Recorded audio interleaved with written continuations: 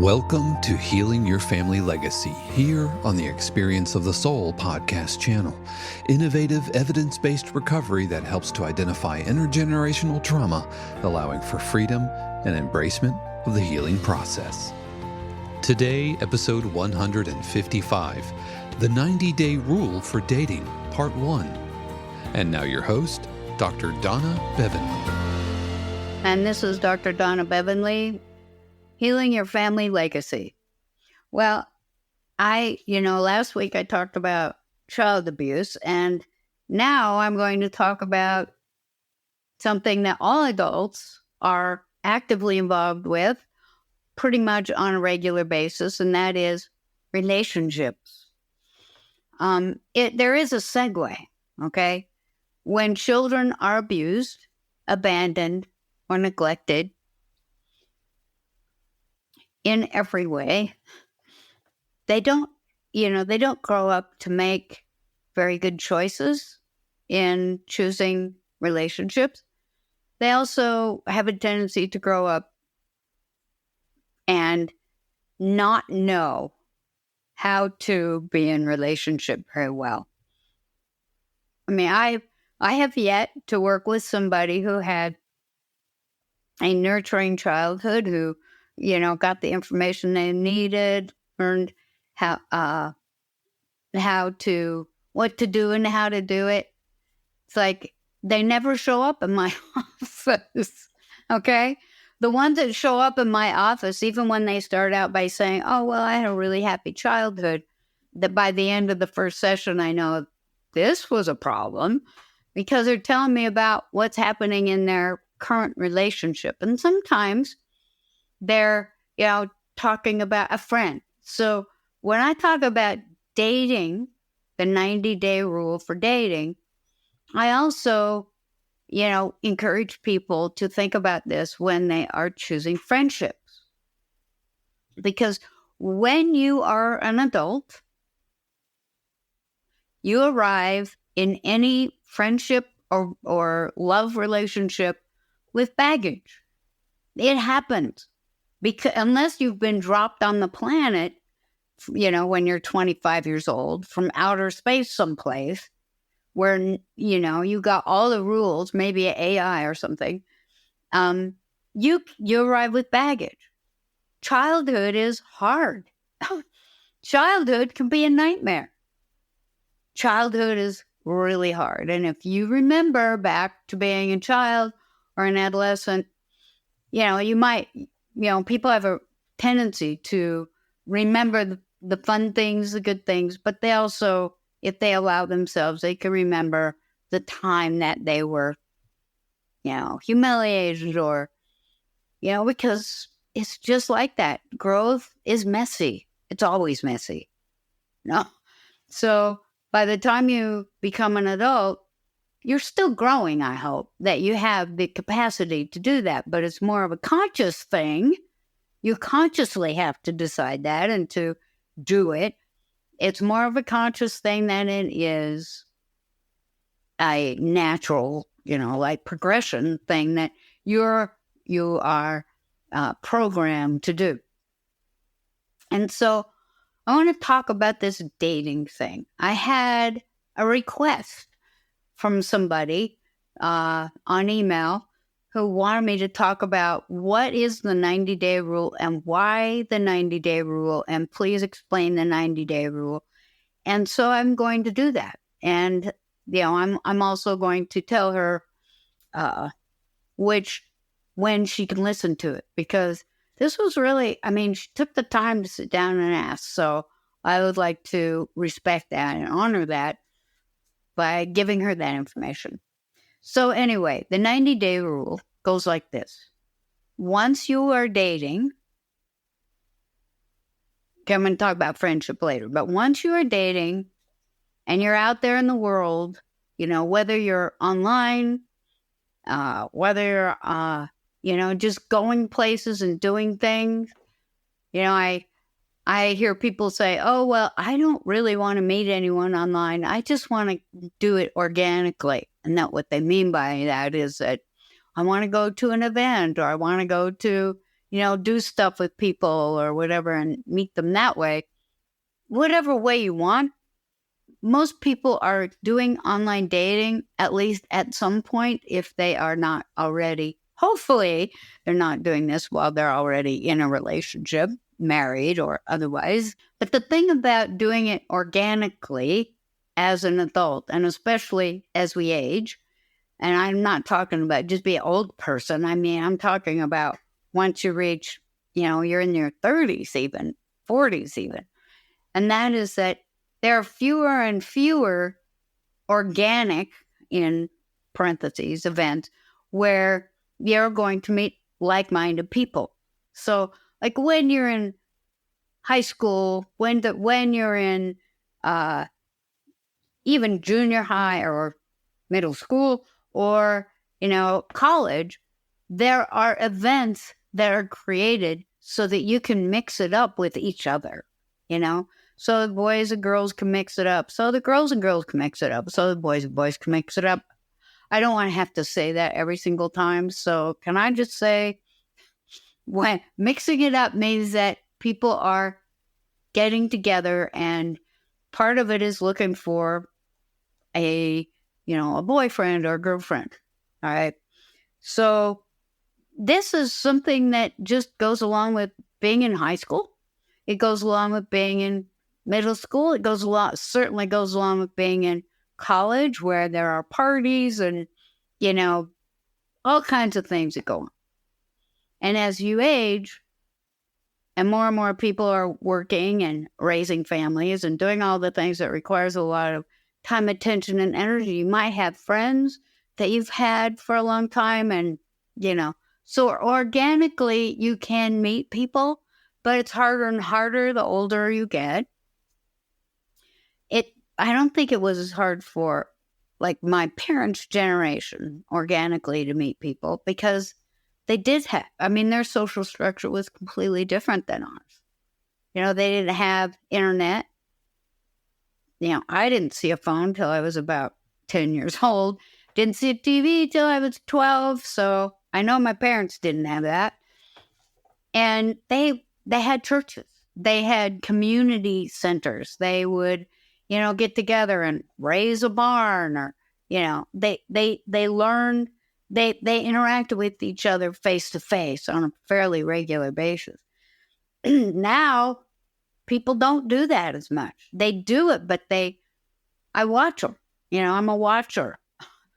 I did it in my therapy practice for 1,000 years, and I'm still doing it. I watch them. And even when they could be in a grocery store and be in line with somebody that was single that might be interesting, but they're both on their phone. Okay? They're both, texting or scrolling or doing whatever it is they're doing. They are not interacting with people. They're not saying, hey, I like those kind of pineapples too. And people have this idea that organically they're going to meet somebody. Well, sometimes you do.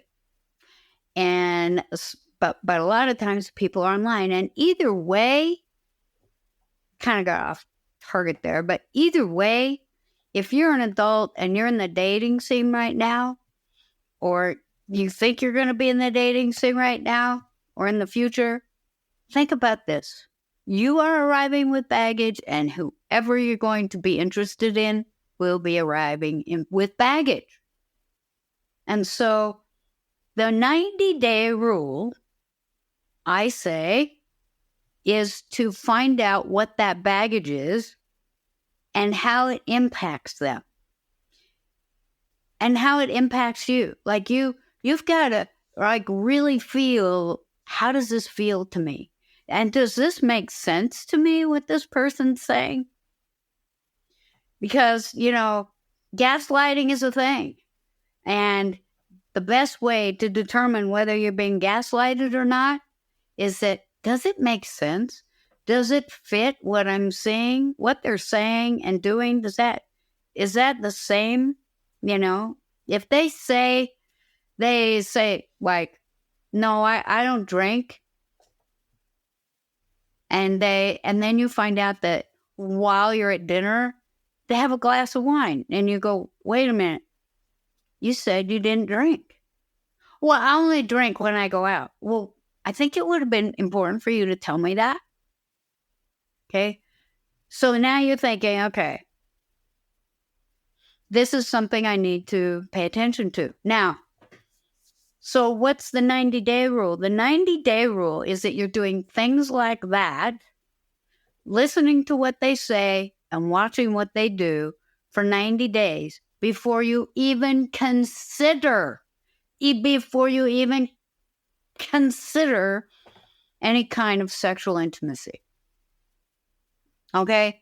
Once sexual intimacy happens, and I'm not talking about intercourse here. I'm talking about any kind of sexual intimacy where you feel that arousal and they feel aroused and you do stuff. And, it's like, don't do that.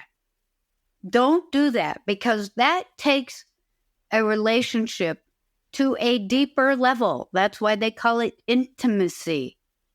If I'm just sitting and having lunch with you, that's a level of intimacy too.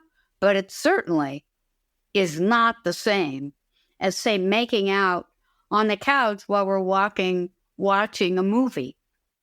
Okay, it's not the same level of intimacy.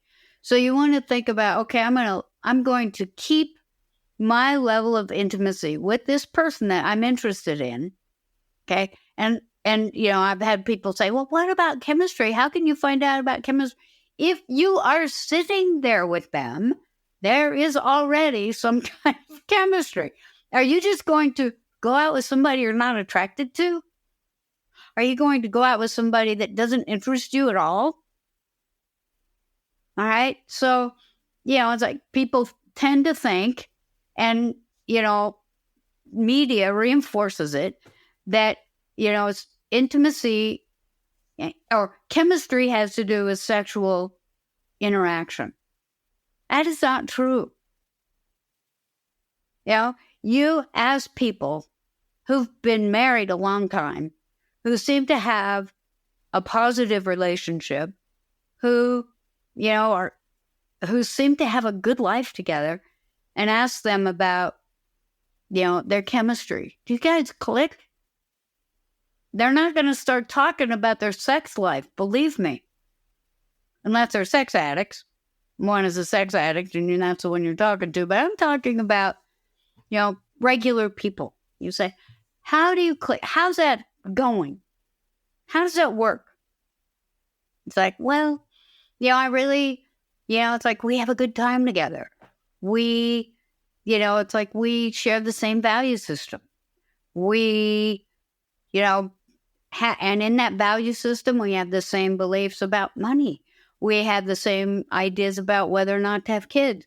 We have the same beliefs about how or if we want to, include our parents or take care of them if they get old. Or, we have the same religious beliefs. We have the same political beliefs. And some of those things don't need to be the same.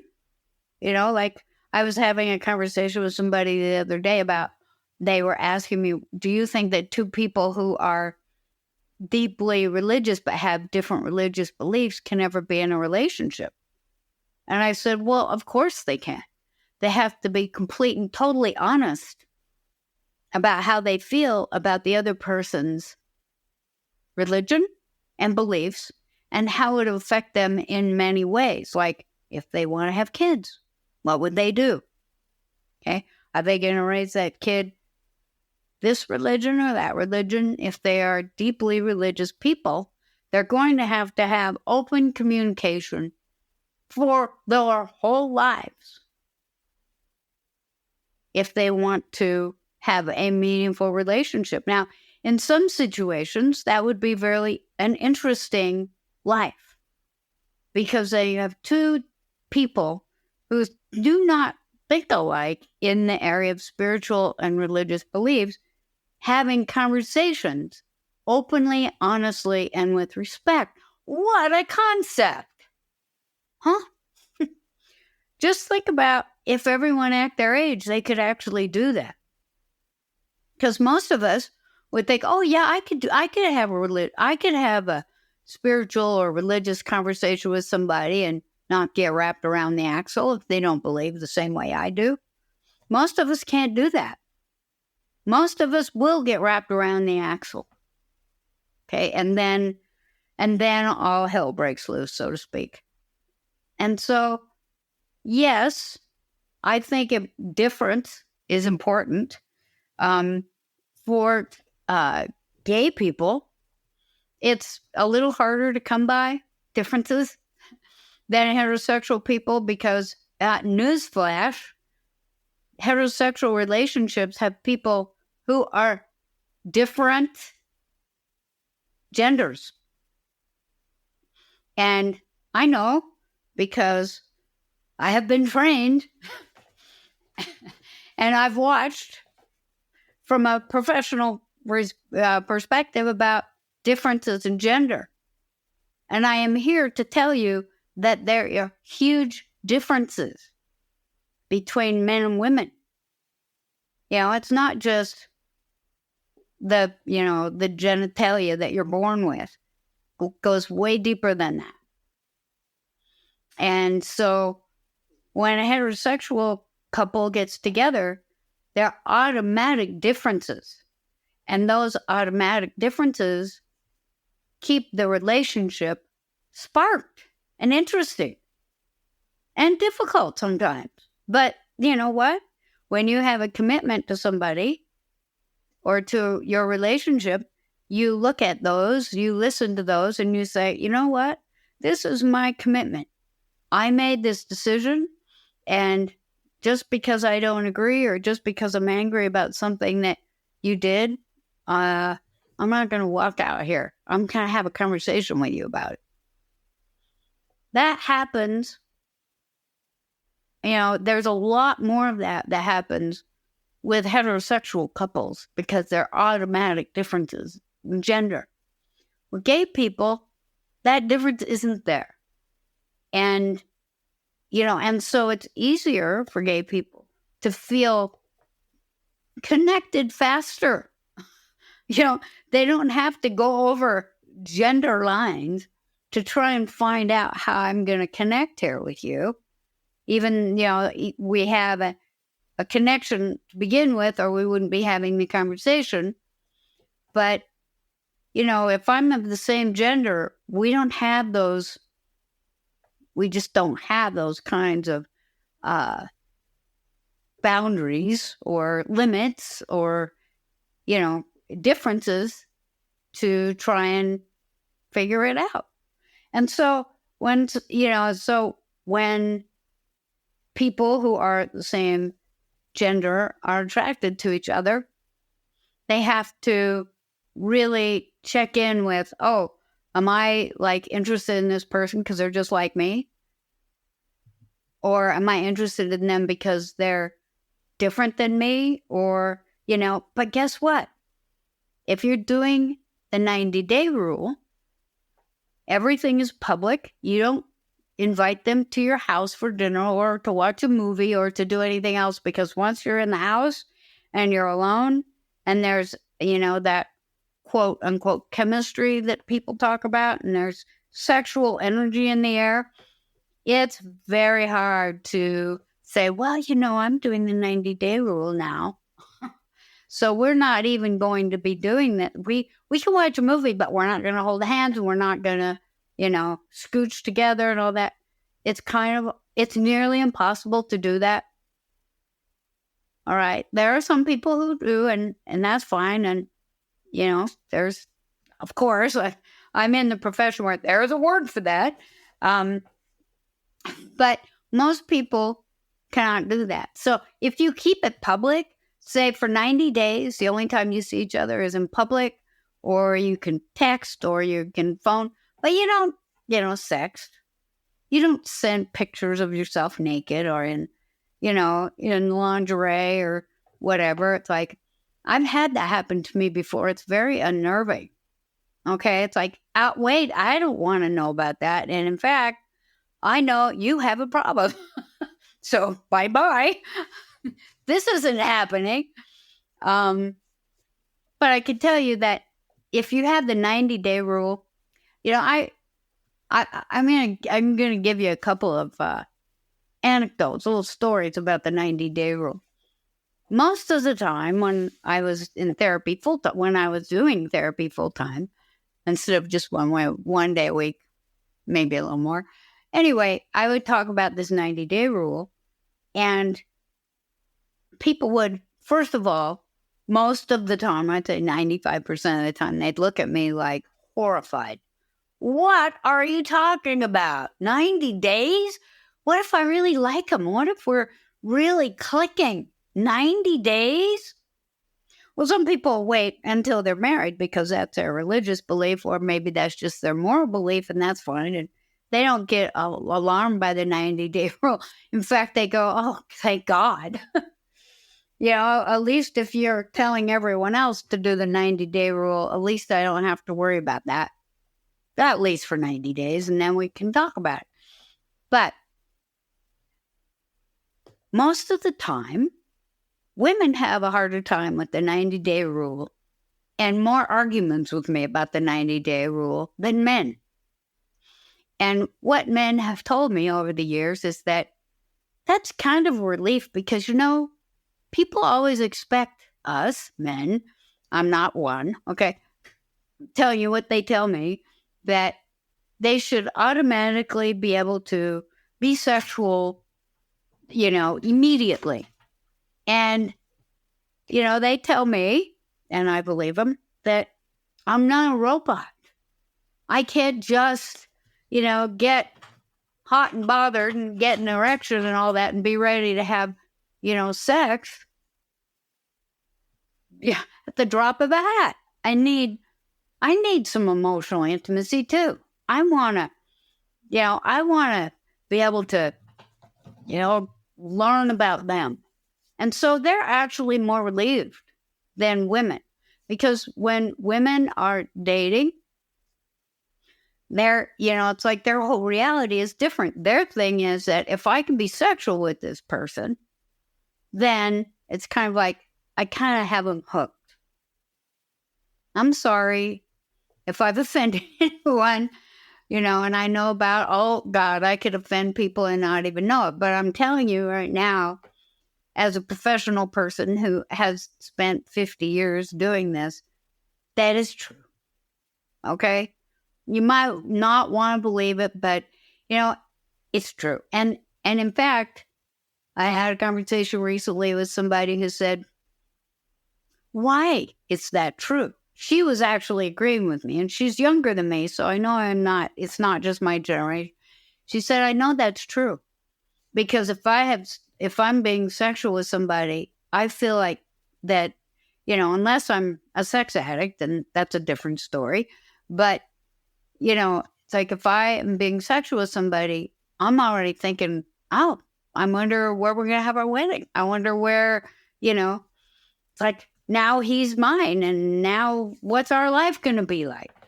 And guys can think that too, and they do, but, it's different for them.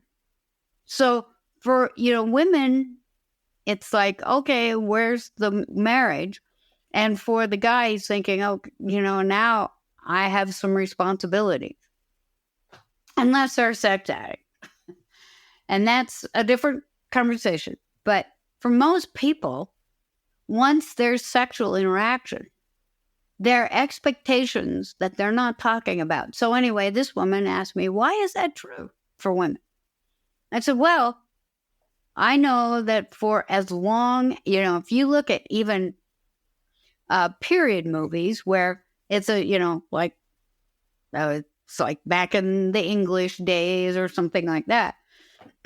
But most movies and most of our training and our socialization has been, we need to get married, have children, and, this is going to be the crowning glory of our lives. Now, even women who are, more educated are now, going into the workforce and, they're doctors and lawyers and And, it's like, so we have other drives besides getting married and having this crowning achievement, but it's still a top number for us. It's like relationship is still a top number for us. No, most people do not want to be alone. Most people do not want to live their lives alone. Okay? And we are naturally drawn to couple up. And so I'm going to continue this conversation because it's a bigger one than just 30 minutes. So I hope you'll join me for our next one. Thank you for listening to Healing Your Family Legacy here on the Experience of the Soul podcast channel. This channel is made possible because of listeners just like you. If you would like to support the channel with your tax-deductible contribution on an ongoing basis or through a one-time gift, head over to experienceofthesoul.com/support. Healing Your Family Legacy is copyright 2024, Dr. Donna Bevan-Lee, all rights reserved. Our theme music is composed by Dave Croft and used with permission. The Experience of the Soul podcast channel is a production of 818 Studios.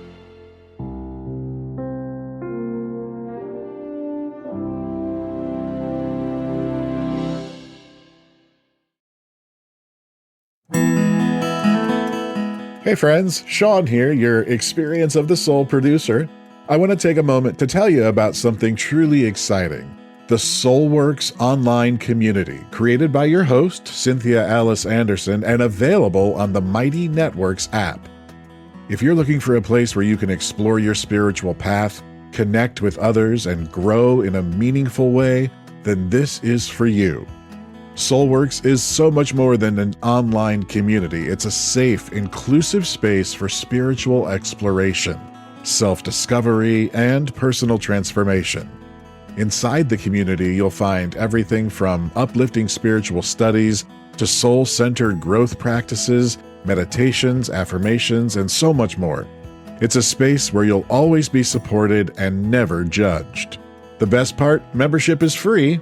You'll have access to powerful resources, inspiring content, and a supportive group of like-minded people who are all on their own unique spiritual journeys.